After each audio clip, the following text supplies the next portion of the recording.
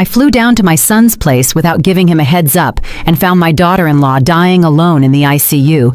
Meanwhile, my son was cruising around town with some girls in the car I had bought him. I silently called the police and reported the car stolen. 2 days later, when they released him, he crawled back to me on his knees, only to find out I had signed everything over to his wife. Greetings, dear friends. Before I open the doors to my life and share this difficult story with you, I want to ask for a small favor. Please subscribe to the channel and hit that like button. It helps stories like this be heard. And drop a comment letting me know which state or city you're listening from. It would warm my heart to know how far my voice has traveled. Get comfortable. Happy listening. The airport greeted me with a hustle, the smell of roasted coffee, and the weight of other people's expectations. But I didn't feel the joy of reunion that usually embraces mothers flying in to see their children. Inside, somewhere beneath my ribs, a heavy, icy knot of anxiety turned over. It was this very feeling that forced me, a disciplined woman used to planning everything a month in advance, to drop everything, buy a ticket for the next flight, and fly halfway across the country without a word of warning. In the tote bag slung over my shoulder lay 2 glass jars of homemade elderberry preserves, tart, dark, and healing, the kind my son Sterling loved as a child back in Chicago. Next to the jars was a soft, plush teddy bear. Foolish, perhaps. Veda, my daughter-in-law, wasn't even pregnant as far as I knew. But in our last conversation, her voice sounded so thin, so fractured, that I just wanted to bring her something warm, something childlike and comforting. I walked out of the terminal and inhaled the air of this southern city. It felt thick and humid compared to our sharp northern winds. The phone in my coat pocket remained silent. I had been calling Sterling for 3 days straight. The rings were long and dragging, but no one answered. Veda had also dropped off the radar a week ago. You can't fool a mother's heart, the old folks say. I always thought it was just a poetic phrase until I felt that cold sting of fear myself. The Uber took me to their neighborhood in about 40 minutes. The building I saw through the window looked monumental and secure.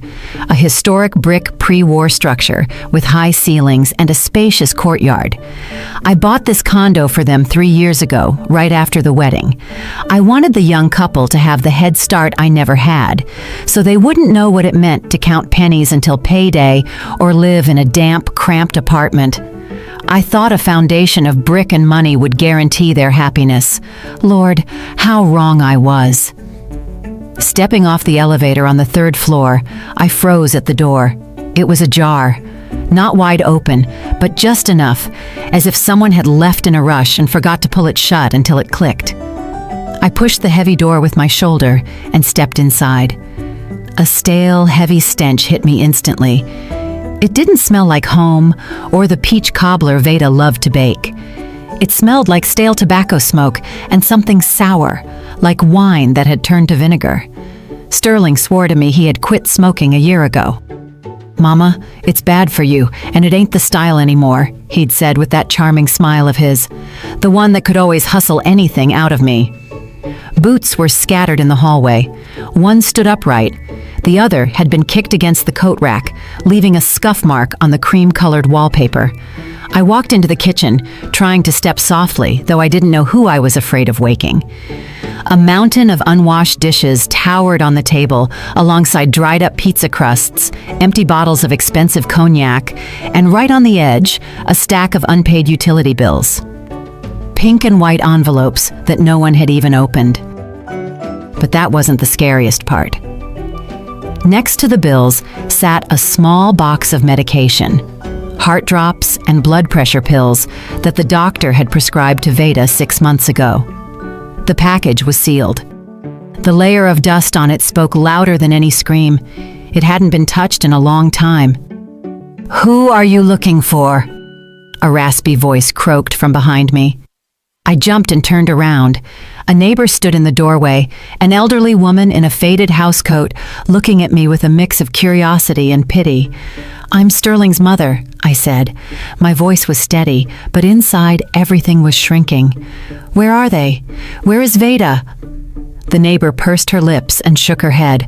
"Oh, honey, I don't know where your Sterling is. Out running the street somewhere, I reckon. The music was booming in here till morning 3 days ago. But your girl, Veda? The ambulance took her." "When?" I exhaled. 2 or 3 days ago. They carried her out on a stretcher. She didn't look conscious. Thin as a shadow. Nobody's been back since. The apartment's just been sitting open. I was about to call the police." The world tilted. I don't remember walking out of the building. I don't remember hailing a cab.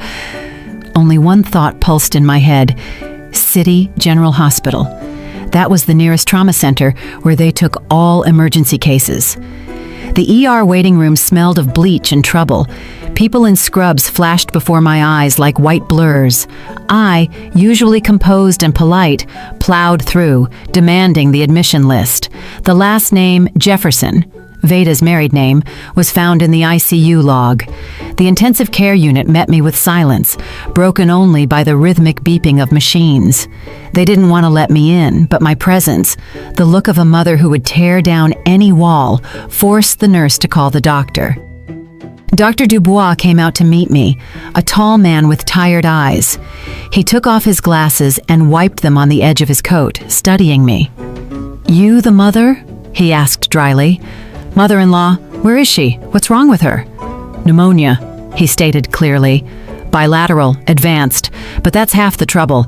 The body is exhausted, extreme dehydration and dystrophy. It looks like she hasn't eaten a proper meal in 2 weeks and lay with a fever of 104 for at least 5 days without any help. If the neighbors hadn't called 911 when they heard her fall, we wouldn't be having this conversation." I listened, and every word dropped into my soul like a stone into a well. Didn't eat, didn't drink, lay alone. Where was my son? Where was the husband who took a vow to be there in sickness and in health? "Can I see her?" I asked quietly. "For a minute." "She's in a medically induced coma, on a ventilator." I walked into the room. Veda lay on the high bed, entangled in tubes and wires. Her face was whiter than the pillow. Her cheekbones were so sharp, it looked like they might tear through her skin.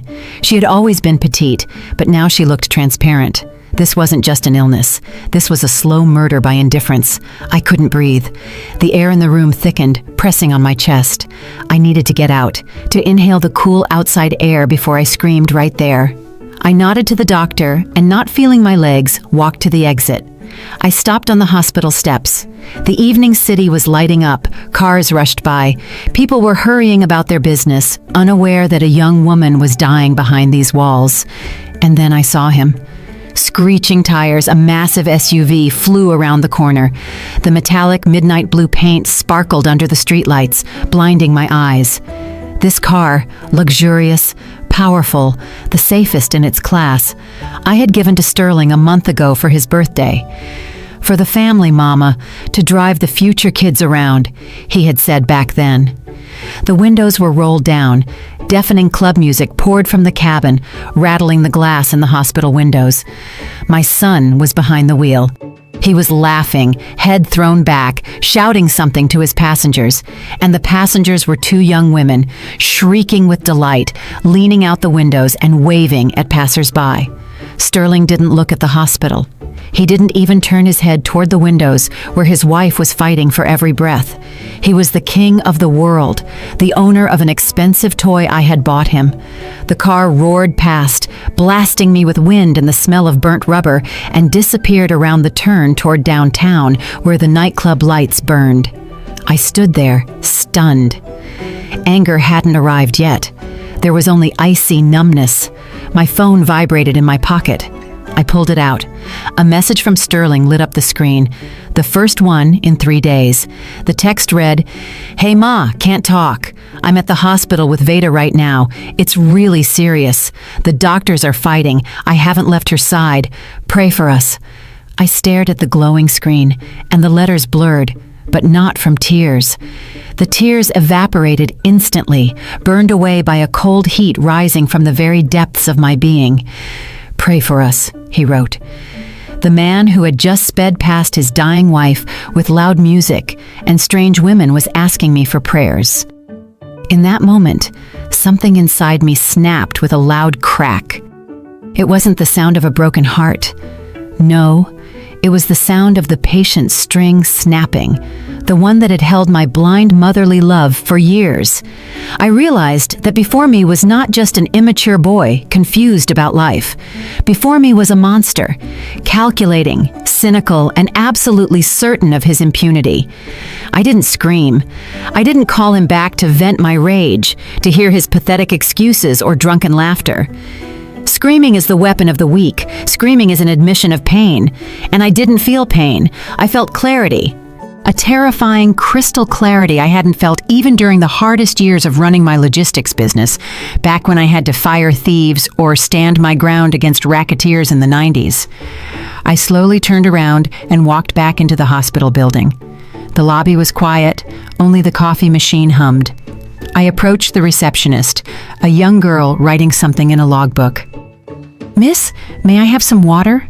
I asked. My voice sounded steady, scarily calm, even to myself. She handed me a plastic cup. I sat on a hard chair in the corner of the waiting room. I needed 10 minutes. 10 minutes to bury my son.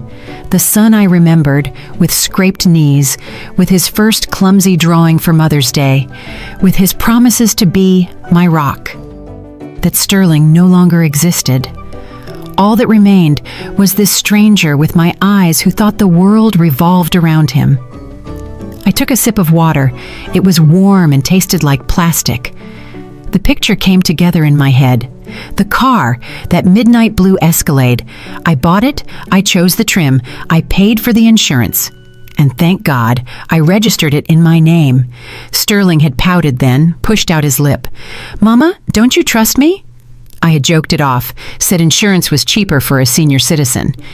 Now that joke was my ace in the hole. He thought the car was an extension of his ego, but on paper, it was my property, which meant he drove it only with my silent consent. Consent that ended the exact second I saw his laughing face in the window. I took out my phone and, without a single muscle twitching in my face, dialed 911. "911, what is your emergency?" a tired dispatcher answered. "Good evening. I want to report a stolen vehicle," I said clearly, making sure every word landed heavy as a gavel. "State your name and the vehicle information." I gave my name, the make of the car, the license plate number. Where and when did the theft occur? I just saw my vehicle, a blue Escalade moving down Martin Luther King Jr. Drive, heading toward the majestic lights of the entertainment district. An unauthorized male is behind the wheel. "Do you know the thief?" I closed my eyes for a second. Veda's face, tangled in tubes, floated before me. "No," I lied. Or maybe I told the truth. Was this person my son? I suspect the driver is under the influence of alcohol. He was driving extremely aggressively, creating hazardous situations. There are passengers in the vehicle. Their lives may be in danger. I ask you to take urgent measures. Copy that. An APB has been issued to patrol units.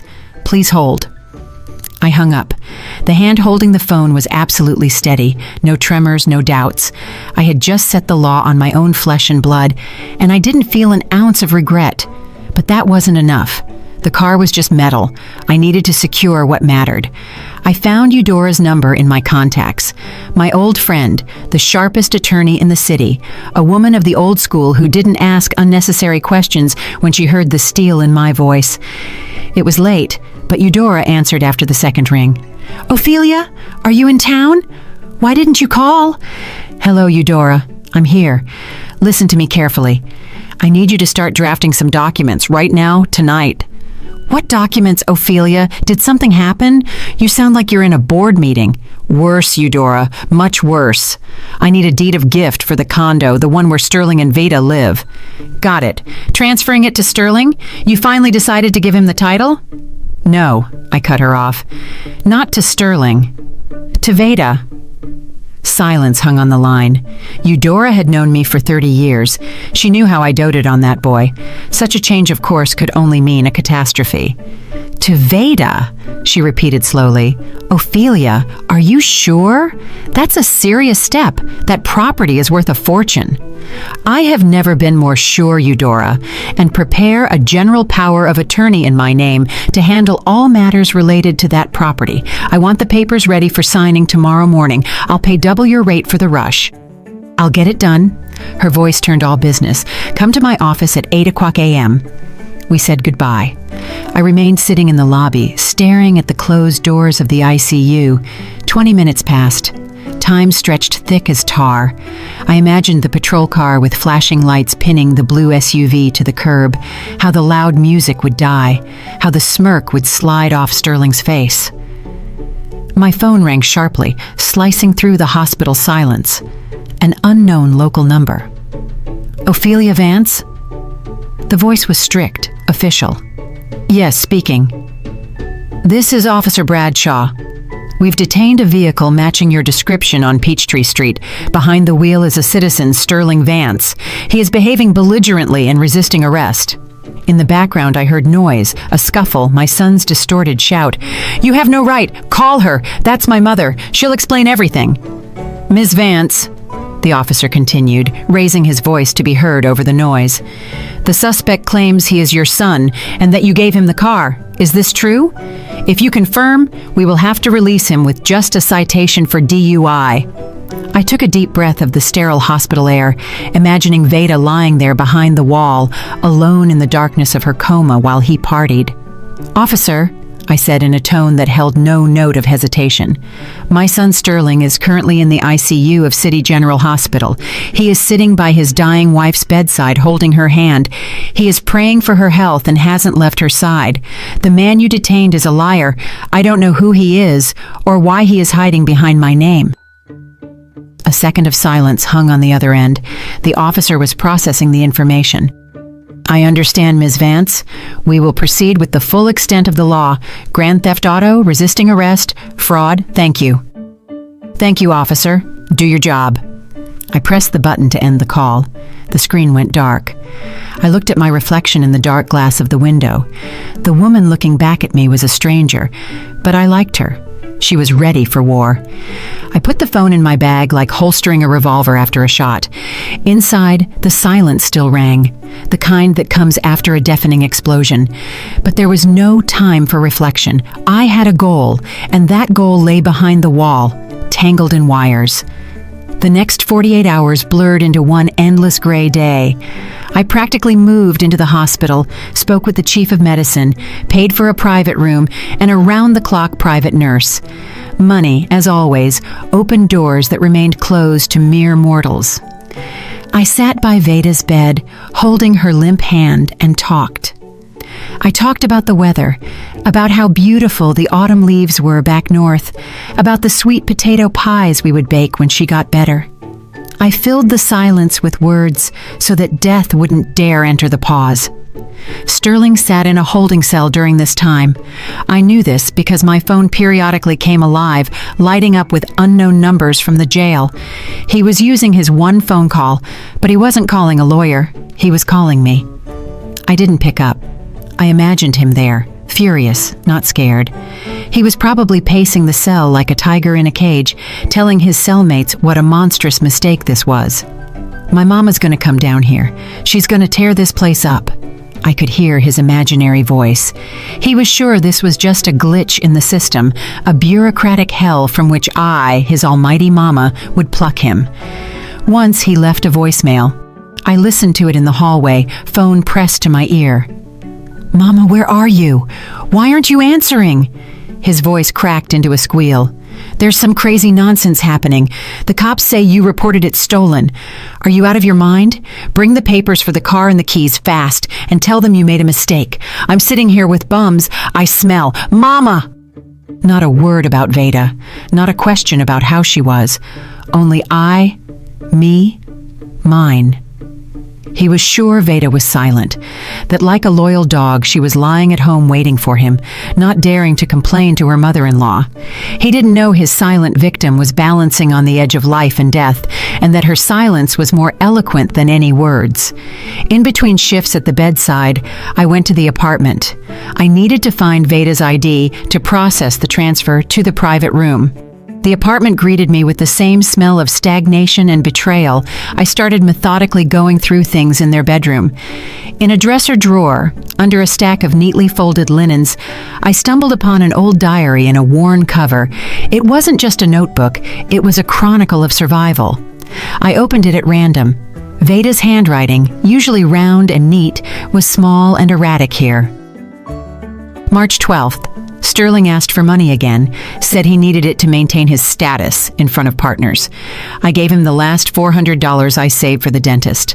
My tooth hurts unbearably, but he said if he didn't have a new shirt, the deal would fall through and we'd be on the street. I flipped the page. April 20th. He screamed, said the apartment is actually his, that his mother gave it to him and they just let me stay there. Said if I nag him about a job, he'll kick me out. I'm scared. I have nowhere to go. Mom's gone. Dad is far away. I have to endure it for the family. My vision went dark. He lied to her. He used my kindness as a club to beat this girl into submission. He convinced her she was nobody, empty space in his kingdom. He wasn't just stealing her money. He was stealing her dignity, day by day, drop by drop. May 5th. He sold my gold ring. Grandma's ring, said he lost it, but I saw the pawn shop receipt in his pocket. With that money, he bought himself a watch, said, "You just sit at home anyway. You don't need jewelry, but I need to look presentable." I closed the notebook.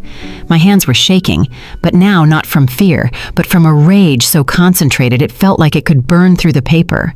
This wasn't just selfishness. This was financial and psychological terror. He was methodically destroying her to elevate himself.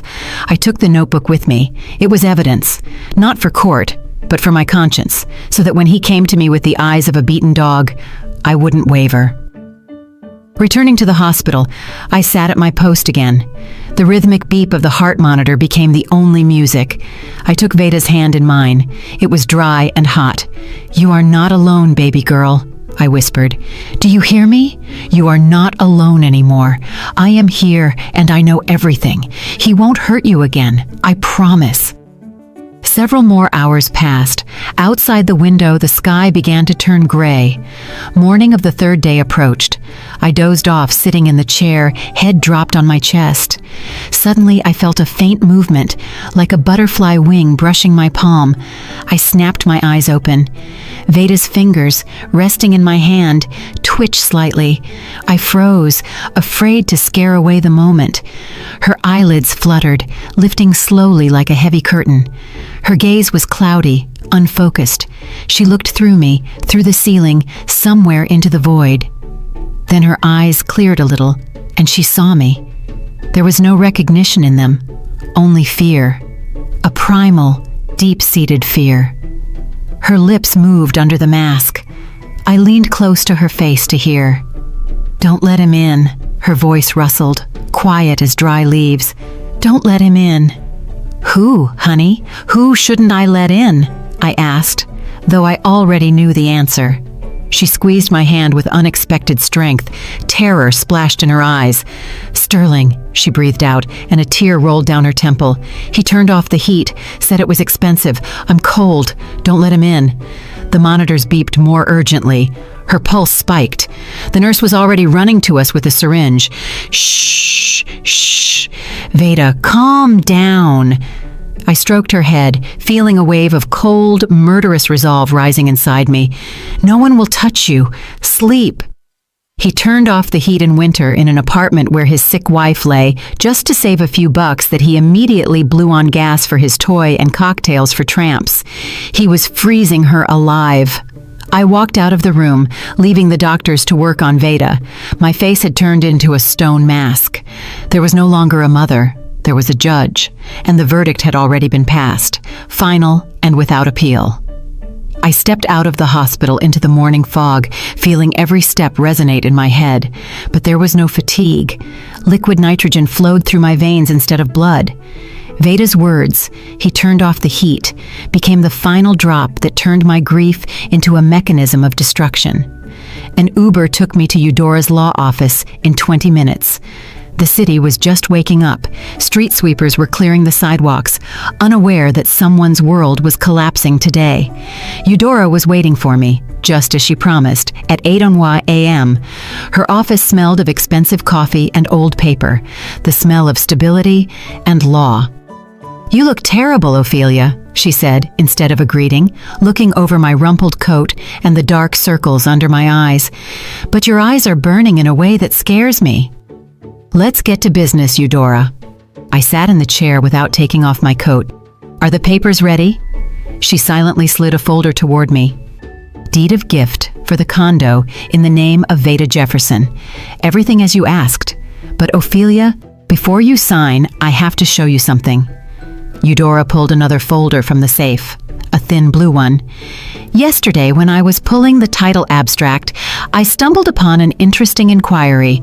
Your son Sterling applied to a payday loan company a week ago.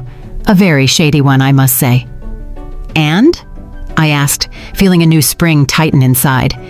"And, as collateral for the loan, he provided copies of the documents for this very apartment." "Ophelia," Eudora lowered her voice, "there was a power of attorney, allegedly from you, giving him the right to mortgage the property." She opened the folder and showed me a photocopy. I looked at my signature. It was almost perfect. Almost. Only the tail of the O was a little longer than I usually write. "It's a forgery," I stated calmly. "Crude, but for thugs, it would pass." Eudora nodded. "He was planning to borrow a huge sum, and if he couldn't pay it back, and he wouldn't have, judging by his credit history, which I also checked, some tough guys would have come to you asking you to vacate the premises. He planned to sell the roof over his wife's and mother's heads to cover gambling debts. We're talking thousands, Ophelia. He's a gambler." I closed the folder. The puzzle was complete. That's why he saved on heating and medicine for Veda. He didn't need money for status. He needed it for the game. And when the money ran out, he decided to bet the apartment. My apartment. Veda's life. "Where's the pen?" I asked. Eudora handed me a heavy Parker pen. I signed the deed with a sweeping, heavy hand. 3 copies. With every stroke, I cut off a piece of the past where my beloved son Sterling existed. Now there was only Sterling Vance, fraudster and sadist. Send it for registration immediately, electronically, so the apartment is hers in an hour. "Will do," Eudora nodded, stamping the official seal. "What about the car?" "I'll handle the car myself." Leaving the notary, I dialed the dealership where I bought that cursed SUV. The manager, recognizing my voice, practically bowed over the phone. "Alex, listen to me carefully. The car I bought last month is currently at the police impound lot. As the owner, I am authorizing you to pick it up with a tow truck. I'm sending the documents via courier right now." "Of course, Ms. Vance. Where should we deliver the vehicle? To service?" "No, to the trade-in department. I want to sell it immediately." "Sell it?" Genuine surprise rang in the manager's voice. "But it's brand new. You'll take a loss." "I don't care how much I lose. Sell it today for whatever price the wholesalers offer. Main condition, the money must not be transferred to my account. I will send you the details for the hospital's charity fund. Purpose of payment, treatment and rehabilitation of Veda Jefferson."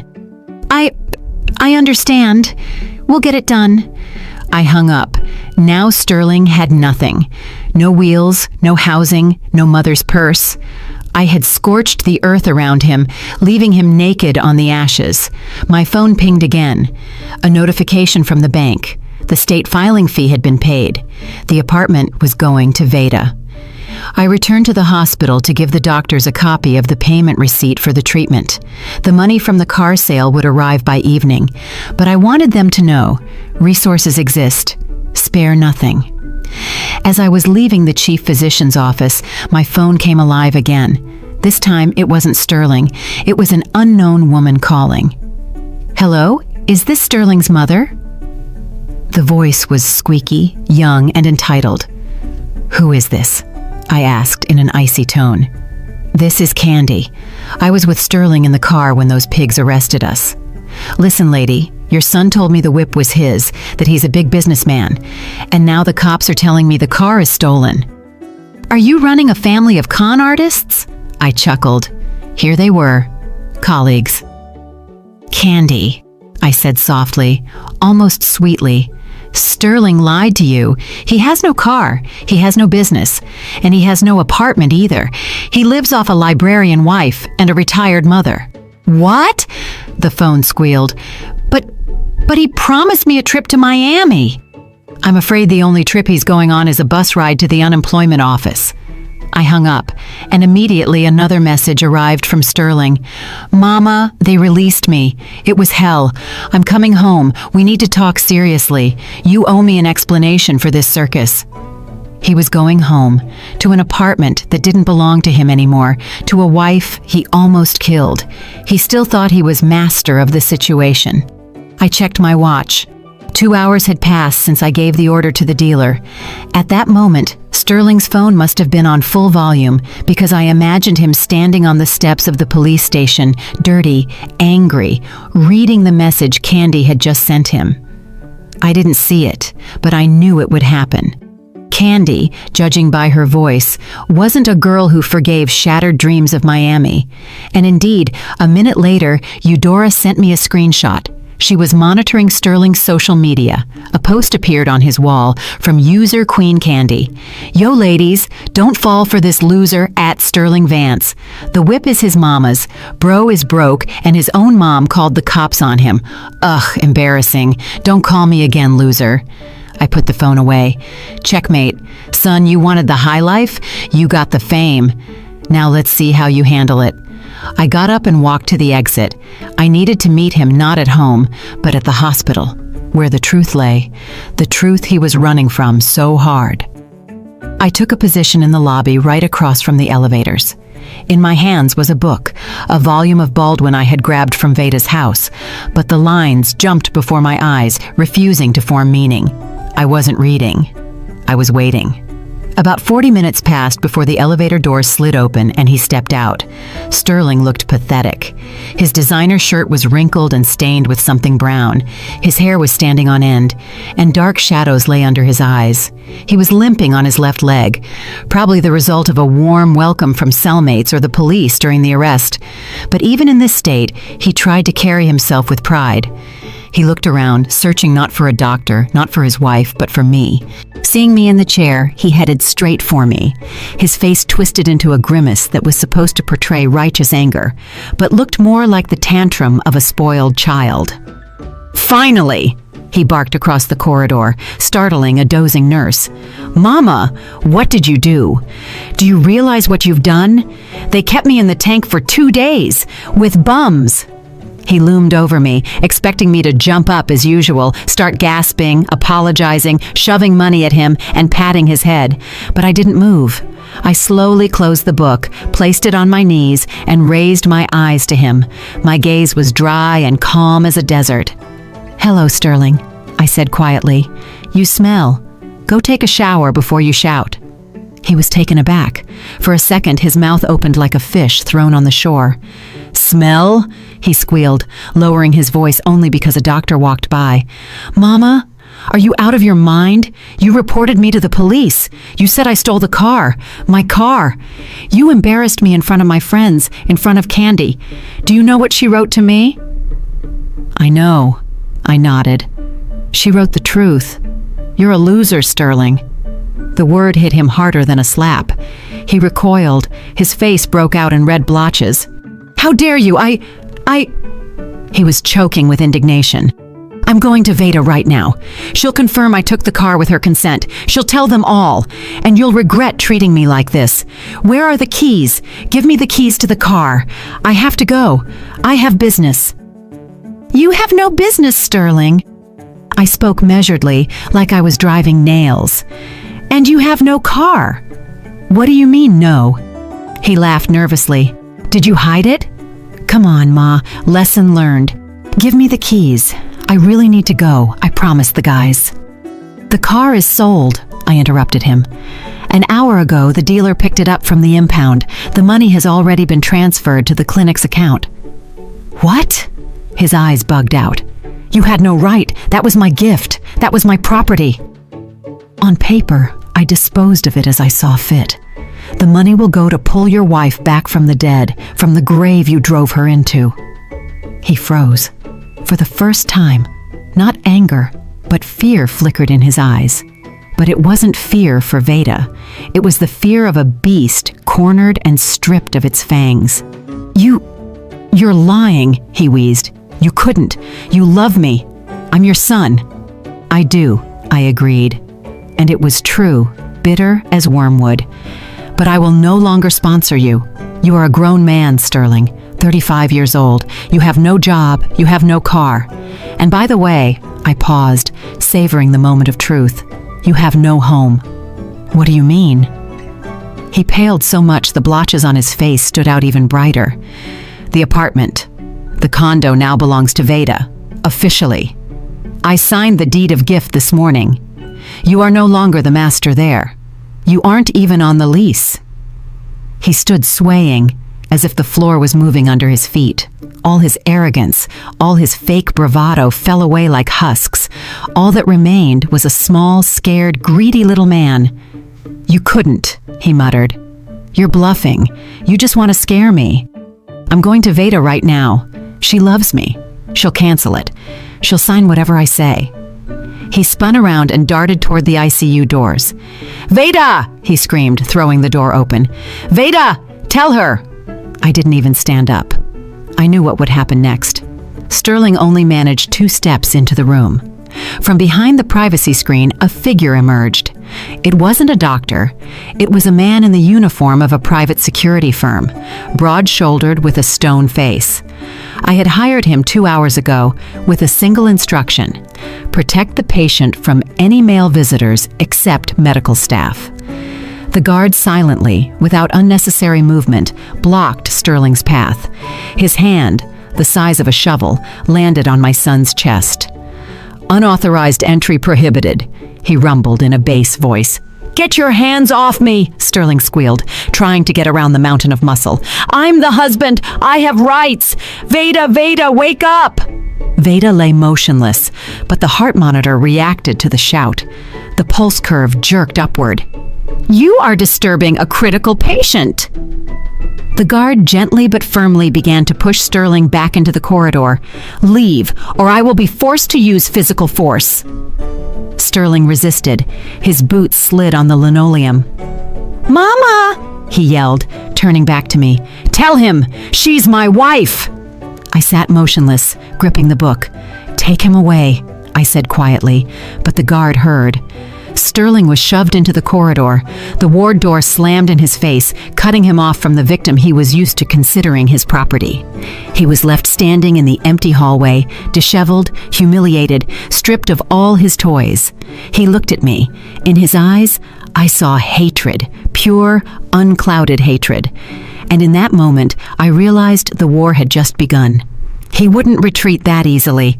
He would play for pity, he would crawl, he would lie, and he started right then. His face changed. The mask of anger was replaced by a mask of suffering. He sniffled and took a step toward me. Mama. His voice trembled, becoming pitiful, like in childhood when he broke a vase. Ma, I'm sorry, I'm a fool. I got confused. Help me, they're going to kill me. I knew who he was talking about, the people he promised money from the sale of the apartment, but nothing stirred in me except disgust. Let's go outside, I said, standing up. There are people here. We'll talk where you won't disturb the sick. I headed for the exit, knowing he would follow. He had no choice. I was his last hope, a hope I intended to shatter completely. We walked into a long hospital corridor, away from the nurse's station and Veda's room. It was empty here. Only a fluorescent light flickered, making an unpleasant buzzing sound. Sterling scurried after me like a beaten dog, but I could feel his tension with my back. He was still looking for a loophole, still calculating options. I stopped by a window overlooking the parking lot. Where his blue SUV once stood, there was now an empty space. I turned to him. "Well," I said, "I'm listening." Sterling looked around to make sure there were no witnesses, and then collapsed to his knees.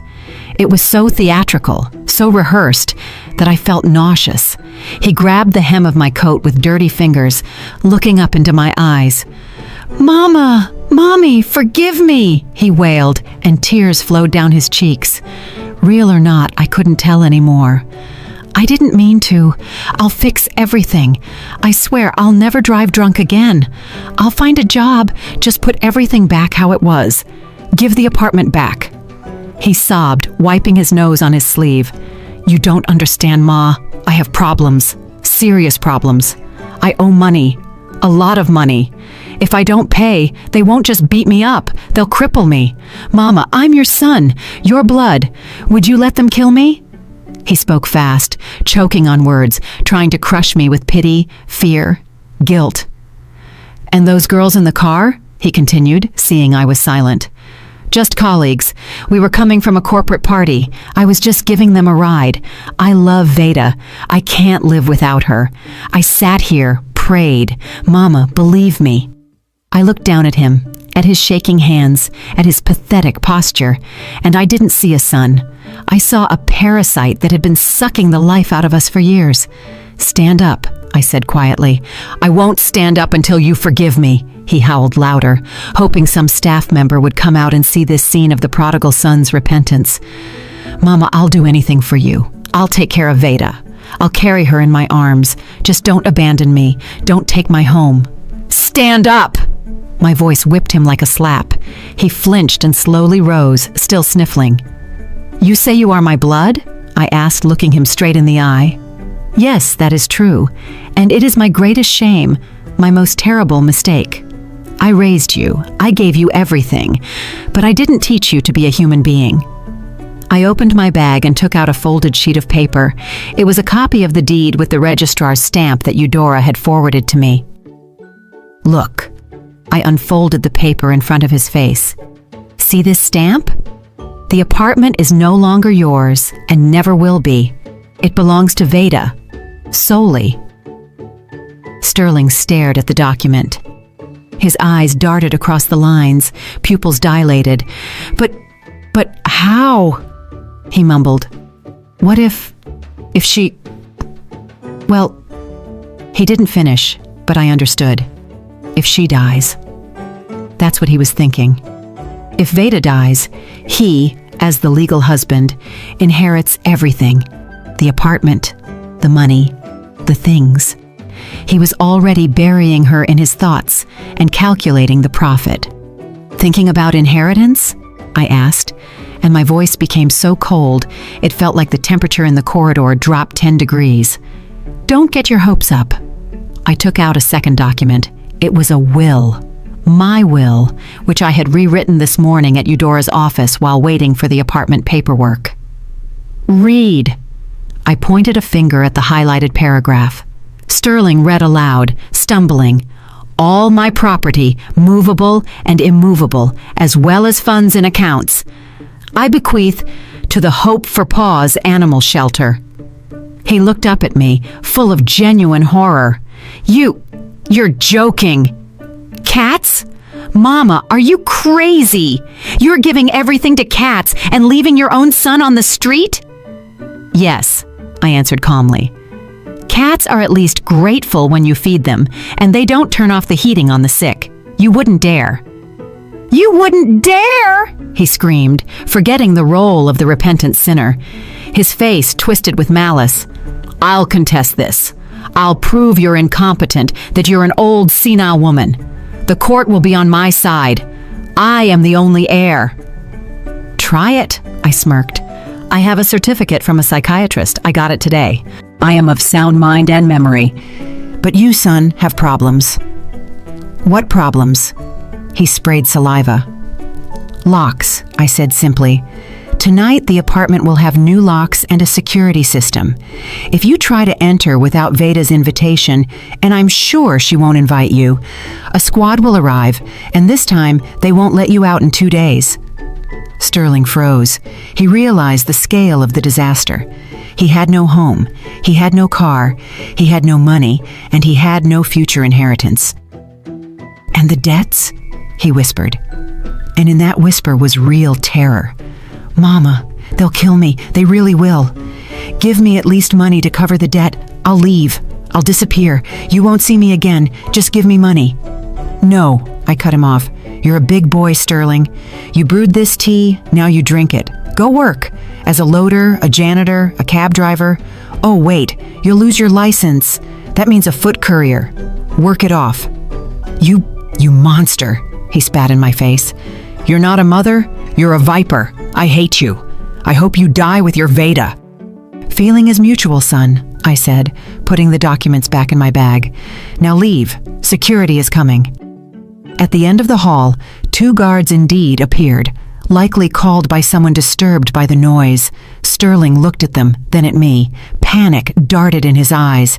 "This isn't over," he shouted, backing away. "You'll regret this. I'll find a way. The apartment is mine. Mine!" He turned and ran to the stairs, nearly knocking over a nurse with a tray. I watched him go. I didn't pity him. I pitied the time, the strength, and the love I had wasted growing this weed. But it was too early to relax. He was cornered, and rats in a corner jump at the throat. He didn't just run away.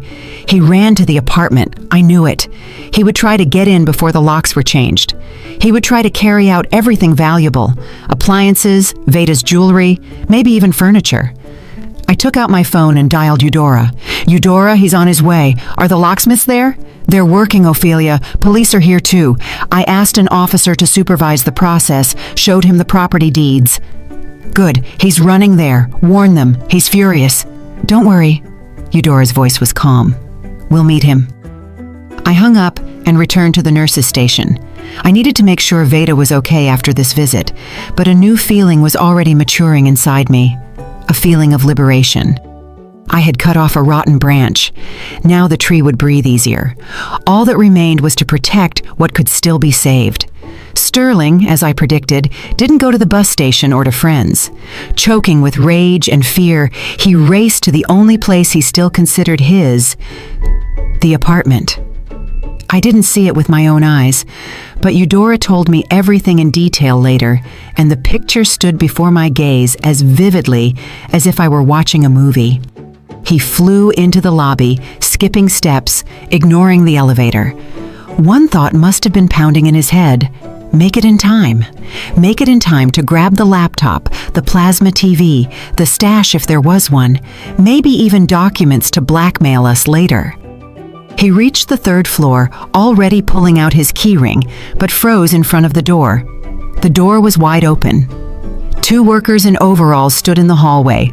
One was drilling out the old lock cylinder, and the second was unpacking a box with a new expensive alarm system.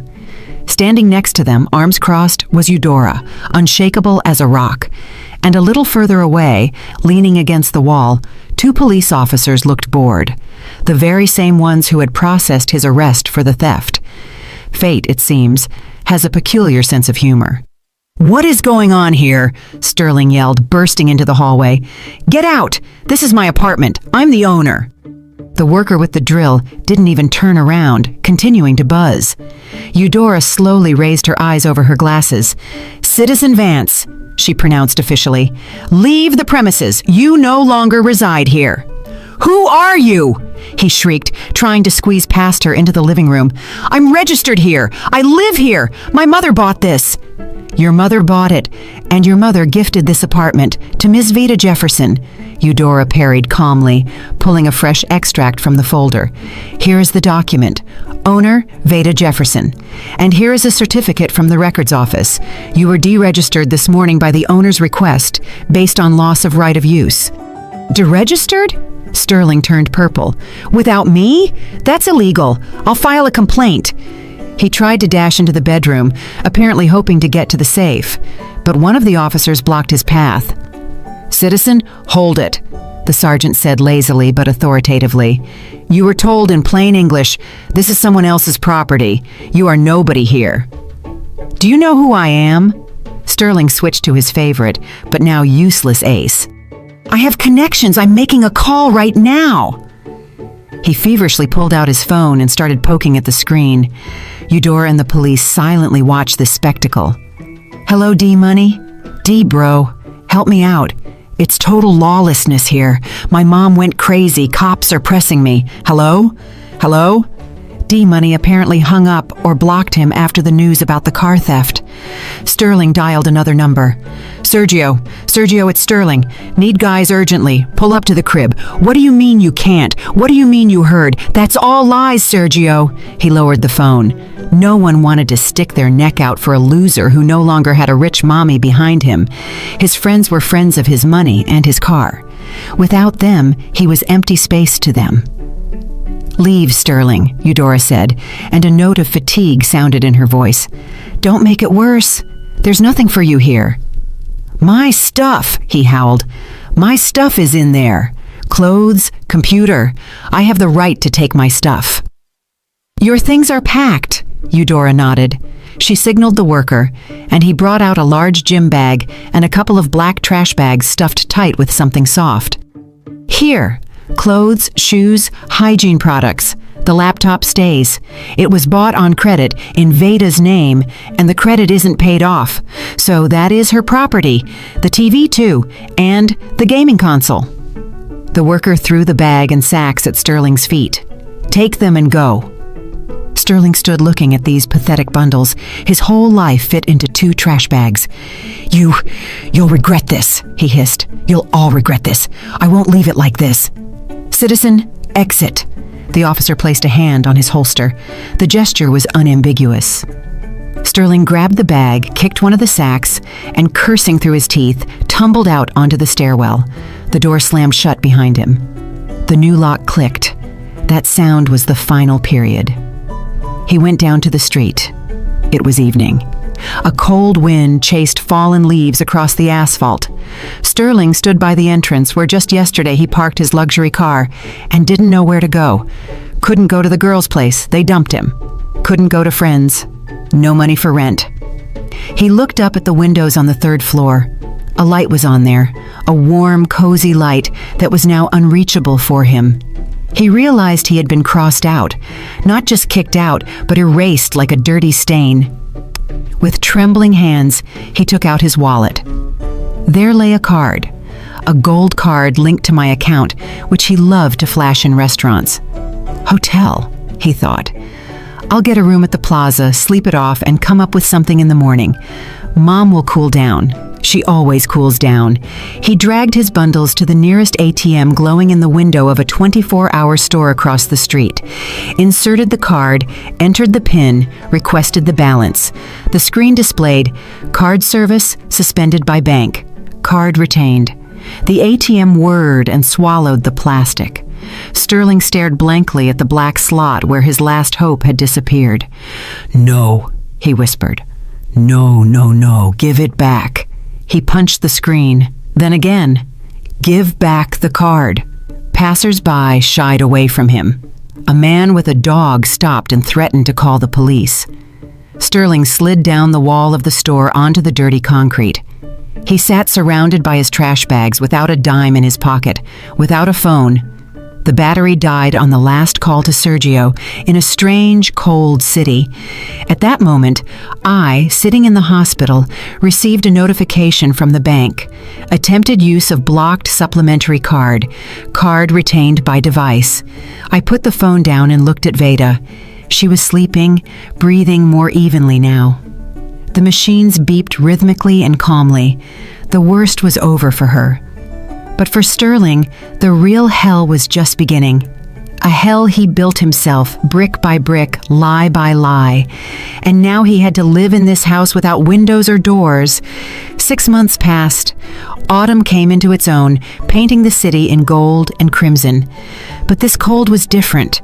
Clean, invigorating, promising not death, but rest before a new rebirth. I sat on the balcony of that same apartment.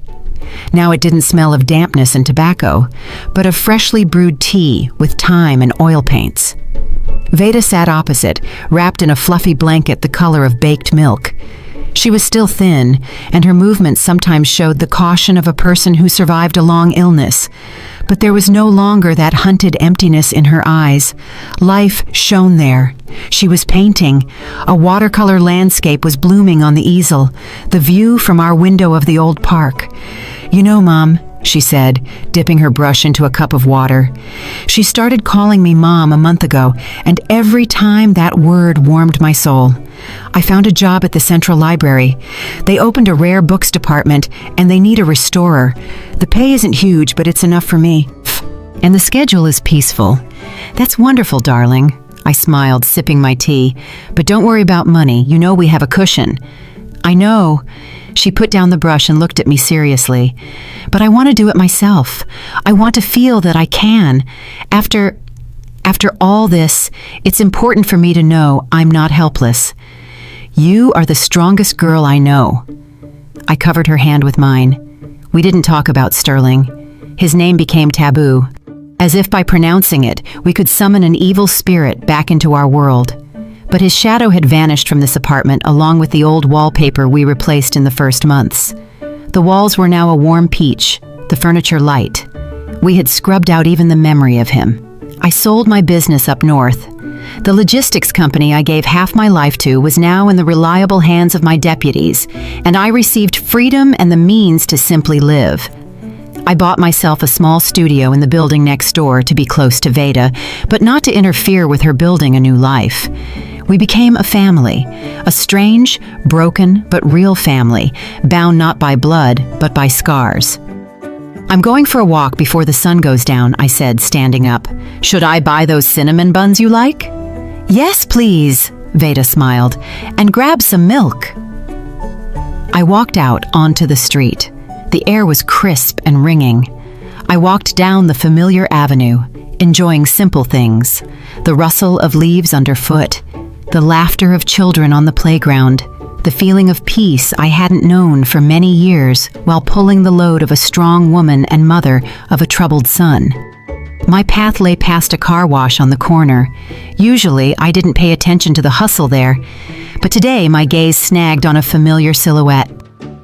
At the bay stood a huge black Jeep, covered in soapy foam, and bustling around it with a rag in his hands was a man in a soaked-through gray jumpsuit. He was thin, stooped, with a wind-burnt face etched with deep wrinkles. He scrubbed the fender of the car with a kind of frenzy, afraid to miss a spot. It was Sterling. I slowed my pace, but didn't stop. He felt the gaze. He raised his head and saw me. For a second, time froze. We looked at each other across the strip of road separating us and the abyss of betrayal. In his eyes, I expected to see anger, pleading, maybe shame, but there was only fatigue. Infinite, dull fatigue of a man fighting every day for a piece of bread. His hands, once manicured, used to holding only a glass or a steering wheel, were red from cold water and chemicals. He took a half step forward. His lips trembled, as if he wanted to shout something. "Mama, help! Forgive!" I didn't give him that chance. I didn't turn away. I didn't speed up. I just slid my gaze over him, like sliding over a lamppost or a random passerby, and walked on. My face remained calm. Nothing trembled inside, no pity, no gloating, just fact. Everyone gets what they deserve. He wanted to live beautifully without working. Now he works dirty to survive. The balance is restored. I walked another block, feeling his gaze on my back. He didn't run after me. Apparently, life had taught him something after all. Or maybe the car wash foreman just yelled at him, ordering him to work faster. My phone vibrated in my pocket. I pulled it out. A notification popped up on the screen. A message from an unknown number. I opened it. "Ma, please, I can't take it anymore. I understand everything. Give me a chance. Even just $10 for food, please." I looked at these lines. Ma, a word that was once the most precious to me, now became just a set of letters. Chance. I gave him hundreds of chances. All his life I gave him chances, and he spent them all on killing the faith in himself. My finger hovered over the reply button. What could I write? Endure it. God will provide. No. I tapped the settings icon, selected block contact, then delete chat. The screen blinked and cleared. The last thread connecting me to the past snapped. I put the phone in my pocket, inhaled the autumn air deeply, and smiled. Ahead was the bakery where they baked the most delicious cinnamon rolls for my daughter, my real daughter. I picked up my pace. I was expected at home. That is the story, my dear listeners. A story about love that can be blind, and about an epiphany that sometimes costs too much. A story about how one woman found the strength to cut off her own flesh to save a stranger's life that became family to her. And now I want to ask you, was Ophelia right? Did she act cruelly toward her only son? After all, a mother's heart should forgive everything, they tell us. Or is there a line beyond which forgiveness becomes an accessory to a crime? Would she have left him at the bottom if he hadn't crossed that line with the heating and medicine? Many will say, that's her son, she should have helped, treated him, sent him to rehab, but not to the street. And others will argue, a grown man must answer for his actions, stop babysitting. Did you like the story, and which city are you listening from? Let's meet in the comments. If you liked the story, you can support me by sending a super thanks so I can keep bringing more stories like this. Thank you so much for your sweet support. I'm looking forward to your comments on the story. On the screen, you can see 2 new life stories that I highly recommend. There's so much more on my channel. Don't forget to subscribe. See you in the next life story with love and respect.